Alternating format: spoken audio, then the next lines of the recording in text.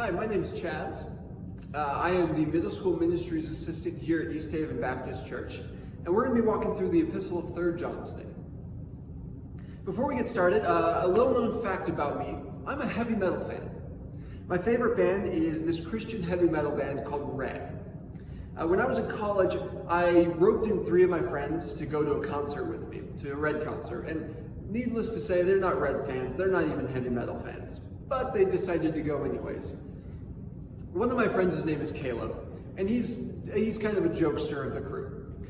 On the way to the concert, I was telling him all this nerdy information about my band, my favorite band. I was telling him about their songs, albums, history, all that good stuff. And he really didn't care, but he was still listening. Well, when we got to the concert, this eccentric fan suddenly comes up to us, and he's just so excited about this concert tonight. And Caleb sees an opportunity here. He starts talking to this fan all about Red. And he's just basically spewing all the information I just told him, but pretending like it's his. So he's saying, oh, I love that song's so cool, and that album didn't do very good, but the next one was great, and I hope they play that song, but it's not popular. This fan was eating it up. Just, oh yeah, no, that's so awesome, yeah, I agree. He was loving the conversation, and Caleb, I could tell, loved it too. Here's the thing though, this fan didn't know Caleb, so he didn't know any better. He didn't know anything about him. But for someone like me, who knew Caleb, hearing what Caleb pretended to believe, and then seeing his walk, you could tell they weren't quite aligned. He was not a heavy metal fan by walk, just by his quote-unquote words. And we all do this. I had done this before. Sometimes we pretend to believe in something, but our walk will tell otherwise. Sometimes we do it to impress somebody or to avoid embarrassment. We might do it just to be goofy like Caleb. But a lot of times in life, our belief and our walk simply just don't line up. And that's okay, because a lot of these examples are lighthearted. But the fact of the matter is, when it comes to our faith, we need to be extremely intentional that our walk is aligning with our belief. And so as we turn to 3 John today, the epistle of 3 John reminds us of something. It commands us as a family of believers to walk in line with the truth of the gospel of Jesus Christ. We need to walk in line with what we say and believe is the truth of the gospel. And so before we get into the passage, real quick context to our passage to understand it more. The author of 3 John is debated, but it's most likely the Apostle John, who also wrote 2 John and 1 John and the Gospel of John. Now, it's pretty common belief and understanding that 2 John and 3 John are companion letters. While 2 John dealt a lot with false prophets and false teachers trying to take advantage of Christian hospitality, 3 John flips that over and says, for real teachers and real prophets, you have to show them hospitality and support them. And John says you can do this by noticing their walk. Their walk will tell you if they're a real believer, if they truly believe what they say. And so our passage begins with verses 1 through 4. And it tells us this: the elder to my dear friend Gaius, whom I love in the truth. Dear friend, I pray that you may enjoy good health and that all may go well with you, even as your soul is getting along well. It gave me great joy when some believers came and testified about your faithfulness to the truth, telling how you continue to walk in it. I have no greater joy than to hear that my children are walking in the truth. You can tell right off the bat that John likes to repeat himself a little bit for added emphasis. And so it brings up the question of what is the truth he's talking about here? Let's make sure we know what the truth is. The word in Greek is aletheia, and it occurs 100 times in the New Testament as a noun. And so it could be the truth as in like it's a true statement, like that statement is truth. Or it could be true as a quality, that is a truthful person, that's truthful. But that's not what it's meant here. The definition of truth as it relates to this passage is the truth as the gospel of Jesus Christ. So the truth is the gospel, and the gospel is the truth. That's what John's getting at here. He is commending Gaius for walking in the truth. So what does that mean? It means this. Gaius, you are living out the gospel.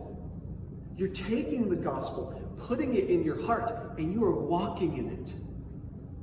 And that's all John means. He's saying you are walking in the gospel of the truth. And he's commending Gaius for it, and he continues to do so as our passage moves on. We find verses 5 through 10 is our next passage. He says, "Dear friend, you are faithful in what you are doing for the brothers and sisters, even though they are strangers to you. They have told the church about your love, so please send them on their way in a manner that honors God. It was for the sake of the name that they went out, receiving no help from the pagans. We ought therefore to show hospitality to such people, so that we may continue to work together for the truth. I wrote to the church, but Diotrephes, who loves to be first, will not welcome us. And so when I come, I will call attention to what he's doing, spreading malicious nonsense about us. And not satisfied with that, he even refuses to welcome other believers. He also stops those who want to do so, and he puts them out of the church."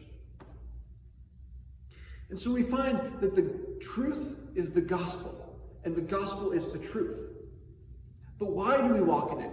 Why must we walk in the truth? We find in this passage here that walking in the truth unifies the family of God. It unifies believers. But failing to walk in the truth divides us. We see in verse 8 here that after John goes through all of these great things about welcoming believers, working with believers, being hospitable to them, verse 8 says, we need to continue to do this. Continue to do it, so that we may work together for the truth. Because when we walk in the truth of the gospel, when we are living out the truth, when we are living the gospel, it unites believers. We come together. We want to work together more. And this is such a beautiful example that is contrasted with such a dark and depressing image of Diotrephes. Diotrephes is failing to walk in the truth. And what's happening to the church? The church is being divided. Diotrephes is sending people away. He's not welcoming people. He's pushing people out. He's seizing all of this power, this authority, and he's using it for selfish gain. And in doing so, the family of believers in this church is being divided. When we fail to walk in the truth, when our walk fails to live up to what it's supposed to be, it causes division, it causes bitterness, separation, anger, and it causes hatred. And none of those things can exist in a unified family of believers. And so the gospel of the truth needs to be walked in, because it will unify us as a family of believers. So that brings us to the last part of our passage today, verses 11 and 12. The Apostle John says this, "Dear friend, do not imitate what is evil, but what is good. Anyone who does what is good is from God. Anyone who does evil has not seen God. Demetrius is well spoken of by everyone, and even by the truth itself. We also speak well of him, and you know that our testimony is true." And so we find that the truth is the gospel of Jesus, and the gospel of Jesus is the truth. And by walking in it, we unite the family of believers. But then how do we walk in the truth? It's so simple according to John right here. He says, imitate what's good. Do what's good. When we are committed to walking in the truth, we need to be committed to doing and imitating what's good. And goodness is from God. All good things are from God. And John says in his first epistle, in chapter 2, verse 29, that those who practice righteousness are from God. And so when you practice goodness and righteousness, you're imitating what is good. You're imitating it because you have it in your heart. You have put it and treasured it in your heart.